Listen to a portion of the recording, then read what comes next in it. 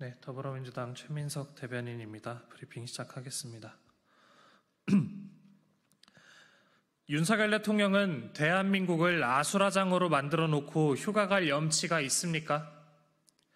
대한민국의 정치, 경제, 사회 모든 영역을 쑥대밭으로 만들어 놓고 휴가를 떠나겠다는 윤석열 대통령의 뻔뻔함에 분통이 터집니다.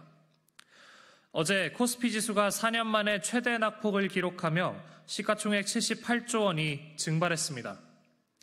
2분기 대한민국 GDP 성장률은 마이너스 0.2%를 기록하며 경제가 역성장했고 내수 부진도 지속될 것으로 전망되고 있습니다.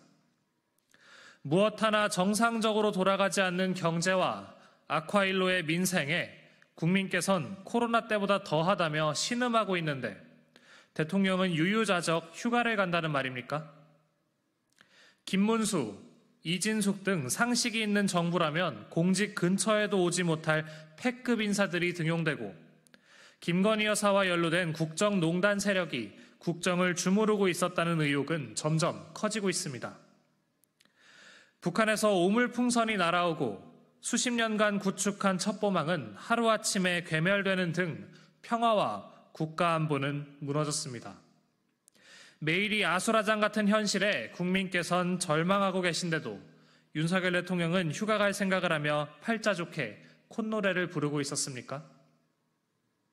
심지어 휴가 중 야당의 방송사법, 노란봉투법, 민생회복지원금법에 거부권을 행사할 것이라는 전망마저 나옵니다. 무너진 민생은 나 몰라라 하고 고집불통 국정 운영에 방해되는 법들은 거부하면 무너진 민생은 나 몰라라 하고 고집불통 국정 운영에 방해되는 법들은 거부하면서 아무 근심 걱정 없는 휴가를 만끽하겠다는 말입니까?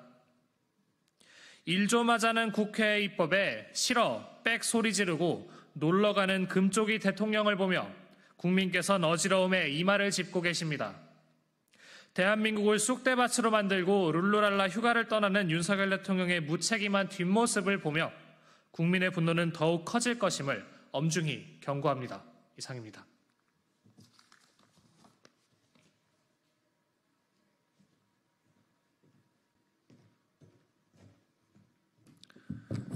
네, 더불어민주당 최민석 대변인입니다. 브리핑 시작하겠습니다. 김건희 명품백 실물 근처도 못 간 권익위는 가짜조사, 졸속 종결에 대해 책임져야 합니다. 국민권익위원회의 김건희 여사 명품백 수수 사건 종결은 새빨간 가짜조사, 졸속 종결이었습니다. 권익위가 디올백의 실물을 확인하려다가 대통령실에 퇴짜를 맞았던 사실이 드러났습니다.